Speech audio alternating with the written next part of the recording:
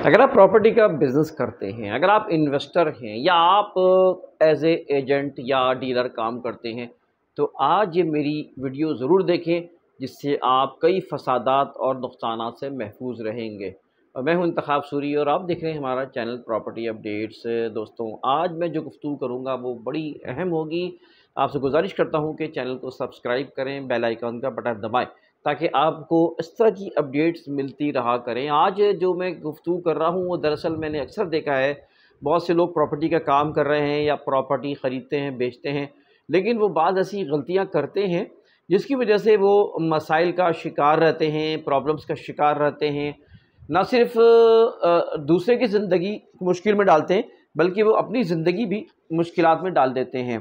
अच्छा, वो क्या चीज़ है?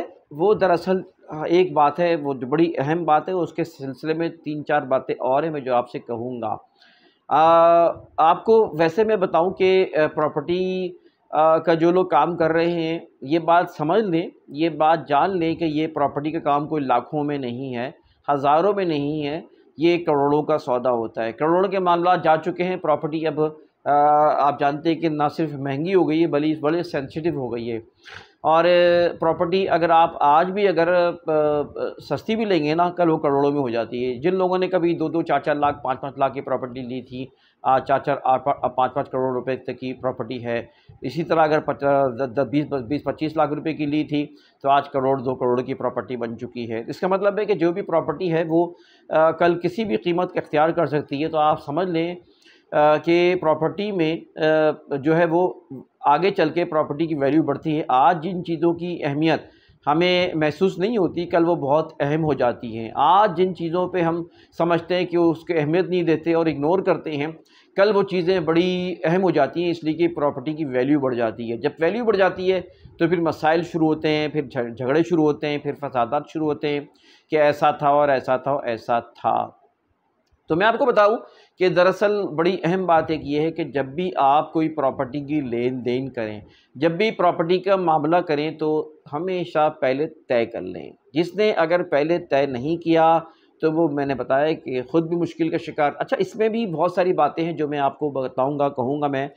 एक तो कुरान ने भी कहा है कि जो है वो अपने मामलात को लिख लिया करो। तो हमेशा लिखा करें, लिखी हुई चीज़ें याद रहती हैं, ज़हन की चीज़ें भूल जाती हैं। और इंसान जो है ना वो हमेशा जो है ना वो ज़रूरी नहीं है कि वो जो आपने माज़ी की बात कर रहा है वो सही कह रहा है, इसलिए कि इंसान अपनी उम्र के साथ भी भूल जाता है, वक्त और हालात के साथ भी भूल जाता है। और इससे जो है ना नुकसानात ये होते हैं कि दिल भी ख़राब होते हैं, ताल्लुकात भी ख़राब होते हैं। आपके बहुत से ऐसे कारोबार से ताल्लुक़ रखने वाले अफराद आपसे नाराज़ हो जाते हैं, आपके कस्टमर नाराज़ हो जाते हैं, जो कल आपको फ़ायदा पहुँचा सकते हैं। तो मैंने कहा कि कुरान तो कहता है कि वो लिख लिया करो। इसी तरह एक बात और कुरान ने कहा है कि सीधी और साफ़ बात कहो। सीधी और साफ़ बात कहने के बड़े फ़वाइद हैं और उसकी बड़ी अहमियत है। तो मैं कहना ये चाह रहा हूँ कि वैसे मैं आपको ये बताता चलूँ कि मेरी अगर कारोबार की हिकमतों के हवाले से मैं वीडियो बनाता हूँ, और जो प्रॉपर्टी से हटकर होती हैं या थोड़ी बहुत प्रॉपर्टी से भी इसमें शमूलियत होती है, साथ साथ जो है टिप्स हैं, ज़िंदगी गुजारने की टिप्स हैं या मोटिवेशनल वीडियोज़ हैं, वो मेरी आपको मेरे पर्सनल चैनल है इंतखाब सूरी। आप मेरा उसके लिंक में जाके डिस्क्रिप्शन में देख लें, उसको आप सब्सक्राइब करें तो इंशाल्लाह आपको ज़िंदगी गुजारने में बहुत ही सहूलत मिलेगी, आपके कारोबार में बहुत सहूलत मिलेगी। जहाँ तक मैं कोशिश करूँगा कि आपको उससे फ़ायदा पहुँच सके, जिस तरह प्रॉपर्टी की इन वीडियो से आपको, आप ख़ुद कहते हैं कि अल्हम्दुलिल्लाह बहुत फ़ायदा पहुँचा है, फ्रॉड से बचे, कई चीज़ों से बचे हैं। तो मैं कह रहा था कि कुरान ने ये भी कहा, और साथ साथ अहादीस में मिलता है कि कहते हैं, हदीस आती है, इन्नमल आमालु बिन्नियात, आमाल का दारोमदार नियतों पर है। जैसी दीवार खड़ी होगी ना शुरू में, तो वैसे ही जो है वो आगे चल के उसका बुनियाद जो होगी वैसी वो दीवार खड़ी होगी। टेढ़ी है तो टेढ़ी होगी। दो पटरियाँ अगर सीधी हैं तो सीधी पैरेलल चल रही हो तो पैरेलल चलती रहेंगी, लेकिन ज़रा सा भी उसमें खम होगा या डायरेक्शन में फ़र्क होगा, वो आगे जाके मिल जाएगी या पटरियाँ जाके दूर हो जाएंगी, फासला हो जाएगा। तो यही मिसाल इंसान के, जब भी आप प्रॉपर्टी का करें तो तय ज़रूर करें। आप इवन ये कि जो प्रॉपर्टी एजेंट्स काम कर रहे होते हैं, डीलर्स काम कर रहे होते हैं, तो वो करते ही है कि जब किसी को प्रॉपर्टी दिलाते हैं तो भाई तय नहीं करते हैं कि भाई साहब बताएं कि भाई मेरा इतना कमीशन है। और मेरा 1% कमीशन है, 2% कमीशन है, 1.5% का कमीशन है, वॉट एवर जो भी हो वो आपको you have to decide early कि पहले ही आप मामला तय कर लें कि भाई मेरा कमीशन ये होता है हमारी, क्योंकि ये कमीशन जायज़ है और ज़ाहिर है कि ये मेहनत और करने वाले जो है जो लोग काम कर रहे होते हैं, मेहनत कर रहे होते हैं, उस मेहनत का उनको फल होता है।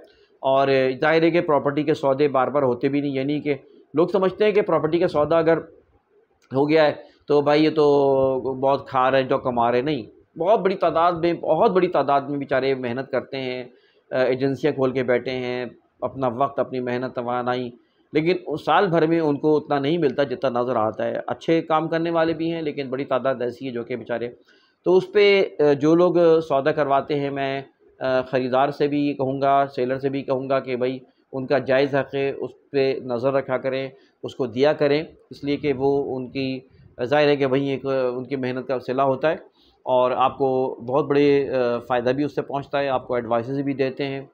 और हमें जितनी बड़ी प्रॉपर्टी ले रहे हैं उतना हमें उसका ख्याल भी करना चाहिए जो प्रॉपर्टी का काम करने वाले हैं, ताकि उससे उनको और भी जो है बेहतर से बेहतर वो आपके लिए काम करेंगे, इक़दाम करेंगे।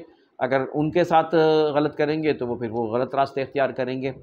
तो बहरहाल काम करने वाले हों या प्रॉपर्टी में इन्वेस्टमेंट करने वाले हैं, ख़रीदार, हर एक को चाहिए कि वो जो है ना एक दूसरे का ख्याल रख के चलें। तो मैं कहना ही चाह रहा था कि आप हमेशा एक बात करें कि जैसे आप तय कर लिया करें, जब कोई कमीशन का मामला हो या प्रॉपर्टी के एग्रीमेंट्स होते हैं, उनको ज़रूर किया कि एग्रीमेंट अगर ना कर सके तो कम से कम कागज़ पे लिख के एक दूसरे के साइन ले लें, फिर बाद में भले एग्रीमेंट कर लें, क्योंकि जो चीज़ ताज़ा होती है, याद रहती है, बाद में फिर वो जो है मसाइल का शिकार होती हैं, फिर वो जो है ना गड़बड़े होती हैं। और एक बात और ज़हन में रखें, अब ई स्टैंपिंग हो गई है, ई स्टैंप के तौर पे जो है ना अब 500 रुपये का, आपको ये बात मैं बताता चलूँ कि 500 रुपये का स्टैम्प जो है ना वो आपको मार्केट में नहीं मिलेगा आसानी से, कहीं मिल भी जाएगा लेकिन अब आपके लिए धक्के खाने पड़ेंगे।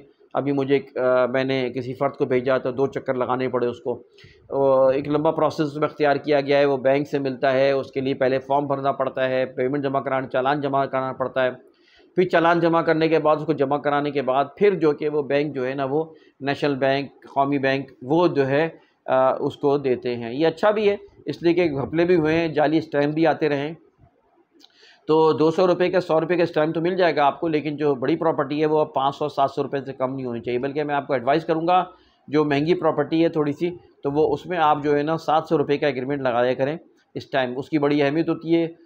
मेरे एक जानने वाले हैं, उन्हें बता रहे थे कि वकील हैं वो, उनका केस रिजेक्ट कर दिया, दूसरे वकील ने ऑब्जेक्शन कर दिया कि इसका एग्रीमेंट जो है ना ये 500 रुपये पर नहीं हुआ हुआ है, लिहाजा वो डिक्लाइन कर दिया केस और नहीं सुना गया, तो बड़ा नुकसान उनको हुआ।